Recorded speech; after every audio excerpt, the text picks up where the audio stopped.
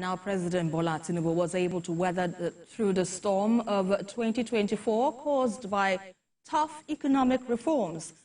The renewed hope agenda of President Tinubu was thoroughly scrutinized, but it is beginning to look like the administration is on course. TVC News State House correspondent Femi Akonde reports. 2024 was a year that tested the resilience of President Bola Tinubu's administration. A year the guts of the necessary economic reforms were shaken from the foundation. But in spite of the uncertainty, criticisms and backlash, President Bola Tinubu held strongly to his conviction and slowly steered the ship of state in the direction of the renewed hope agenda. Indeed, 2024 was a busy year for President Bola Tinubu as he made diplomatic shuttles across the length and breadth of the globe in a desperate search for investors ready to do business in Nigeria.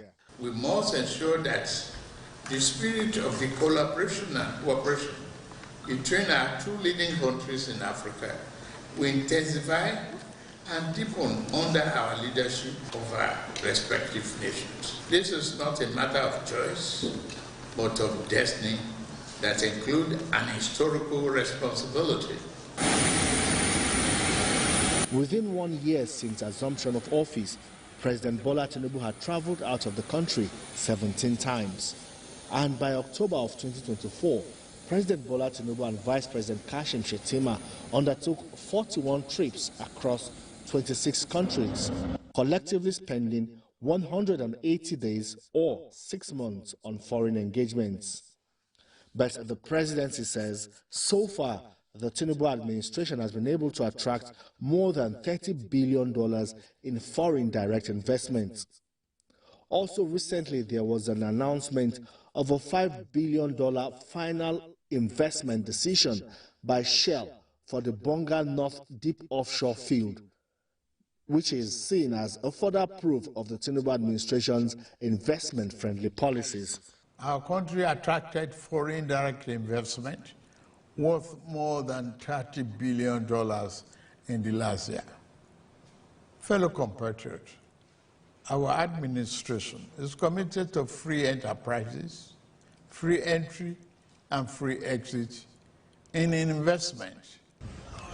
These foreign trips and visits have also been reciprocated by some global leaders. It also led to the signing of memoranda of understanding and cooperations that will significantly contribute to the development of Nigeria's GDP. In addition to statements of joint mutual interest and commitments to development, security, and undertaking to work together for the betterment of Nigeria, Africa, and to partake in global development, specific agreements were signed, memorandum of understanding. The Belt and Road Initiative is China's modern-day Silk Road, connecting countries, connecting people, connecting economies. Despite these efforts, much more was desired as economic growth remained sluggish, and President Tinubu's ministers faced criticisms for underperforming in their assigned roles. Pressure soon began mounting on President Bola Tinubu to reshuffle his cabinet and inject new impetus that will stimulate economic growth. Eventually, in October this year, President Bola Tinubu wielded the big stick and discharged ministers perceived to be underperforming. But he also restructured the Federal Executive Council and created new ministries, particularly the Ministry of Livestock Development. The ministry is seen as a masterstroke by the president in tackling the problem of food security, solving the farmer header crisis, and also creating a value chain that will create wealth and contribute to economic growth. Since 17 months, I thank many of the ministers that are present here today for hard work that they've embarked upon tirelessly to put Nigeria on this recovery path. Despite the challenges of 2024, there are signs backed by government data showing better days in the near future. Nigerians have waited for 18 months to see the reforms yield results, but the administration of President Bola Tinubu says the long wait is almost over as the economy is gradually getting back up and running. Quickly bring in our guest to give his perspective on President Tinubu's renewed hope agenda as part of a review of the outgone year 2024. And he is the Deputy Chairman of the APC, Dr. Abiola Oshodi, and he joins me from Canada. Good to have you on the news at this time. So now, 18 months in office. First off, how would you rate the performance of the present administration so far? Thanks so much for having me in the studio again. And thanks for that wonderful question. The administration came into office specifically, like you mentioned, about 18 months ago on the bedrock of very serious financial challenges. There were lots of forex backlog unpaid. The forex reserve had been substantial part of the foreign reserve had been it was reported that some loans had been taken and used as collateral, and there was enormous funds that were being deployed into subsidizing both forex at the time and the fuel subsidy as well. So the challenges were quite enormous, that it was quite challenging for the federal government to continually meet its financial obligations at the time. So those were some of the challenges that the administration inherited. And the Tinubu administration has taken the bull by the horn from day one, even when it was unscripted. He removed the fuel subsidy, which he campaigned on, and other presidential candidates campaigned on that we can no longer continue the financial hemorrhage that was going into the fuel subsidy at the time. And he stepped up by also unifying the exchange rate system, which was only benefiting the elites anyway. And the twin policies, even though has caused short-term pain, especially to a lot of Nigerian middle class and the lower class citizens.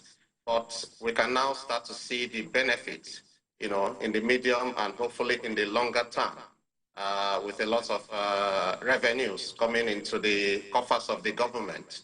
And I think the Tinubu administration achieved a master stroke that previous administrations had been unable to achieve since 1999 on our return to democracy, with a judgment it obtained, on behalf of local government that created or birthed the local government autonomy, which is what the original writers of the 1999 Constitution wanted it to be. But we know that the local government autonomy had been hijacked significantly until we got this, the Tinubu administration got this judgment from the Supreme Court. So I think, it's taking some very, very substantial decisions that helped restore hope in the system that the future is indeed bright. And I'm not surprised with a lot of Tinubu's critics at the time that are now coming around, and they've started to see the light of where the administration is heading to. Mm. And still talking about the economic policies, let's also touch on the issue of tax reforms, which is yet to be accepted by all in the region. I'm talking about the North particularly. But what do you think the government needs to do now to get everyone on board to believe in these reforms, if at all it is for the benefit of the economy of Nigeria? Yeah, I think a lot of consultation needs to happen. The tax reform bill also is quite revolutionary. Let's go back a little bit to the petroleum industry bill, the PIB bill at the time. When it was also being proposed, a lot of oppositions also came from the North.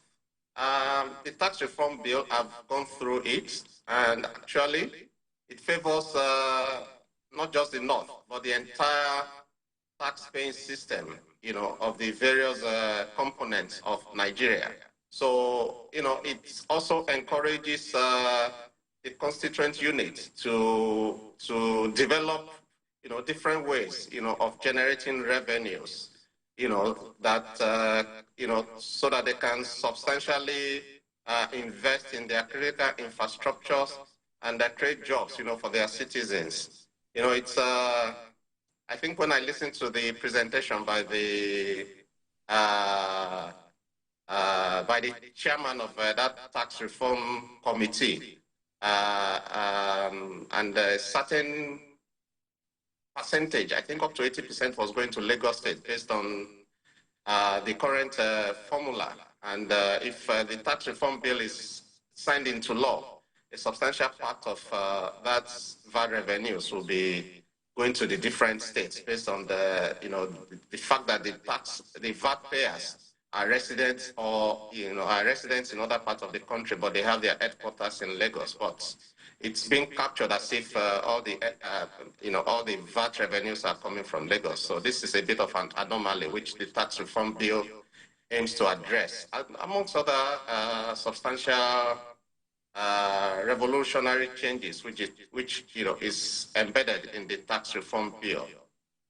Well, away from that now, still talking about the economy, because we do understand the president also said that Nigeria has secured about $30 billion foreign indirect investments, which will be redeemed in the next 5 to 8 years. Talk to us on how do you think this will impact the lives of the average Nigerian, because some would say all this is just figures. We want to see action. How does this translate to the average Nigerian? So let's look at it this way.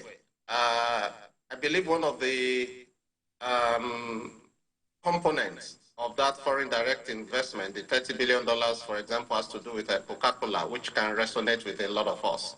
So Coca-Cola company has been operating in Nigeria for many years, pre-independence. So one of the deals that the president was able to secure is that Coca-Cola Nigeria would invest about $1 billion in the economy over the next 5 years. And what that means is that, a lot of that investment will go into job creation. A lot of that investment will go into improving the capacity, of Coca-Cola Nigeria Limited. A lot of that money will go into, recruiting a lot of Nigerians that will probably do that job on their behalf because they will not do it by themselves. So, when you look at it on a larger scale, that $30 billion will be coming to Nigeria over the next 5 to 8 years, and hopefully more will be coming as well. It goes a lot into job creation. It goes a lot into expanding the economy. It goes a lot into generating more revenues for the government, with which they can meet their financial obligations. So government cannot do it alone. We need to bring in a lot of the private sectors on board to critically expand and develop the untapped areas of Nigeria's economy. So that's what it basically means. All right, let's quickly have this last question with you now. What's your take on the MOUs with countries like France for critical minerals, especially amid concerns that they may not be of benefit to Nigeria? What are your thoughts on this finally? I think, so say, for example, one of those minerals I personally have interest in is lithium. So lithium is what's used to produce a lot of the batteries, that are used in the electric vehicles, which probably is not popular in Nigeria as of the moment, but in advanced countries, it's quite popular. There are a lot of other minerals anyway, just apart from lithium, but just to use that as an example. So, what this kind of deals would translate into is, again, expanding the critical sectors of the economy and boosting our economy from, to generate more funds from non-oil and gas sources. We've depended so much on oil and gas over the last couple of years, and now it's time to kind of diversify. That's what we mean by economic diversification, because we can generate substantial amount of money from other non-oil and gas related sources. So the future is bright, basically. All right. And that's where we have to leave it for now. Thank you so much, Dr. Abiola Oshodi, former Deputy Chairman of the APC, all the way from Canada. We appreciate your insights on the news at 7 this evening. Thanks so much for having me.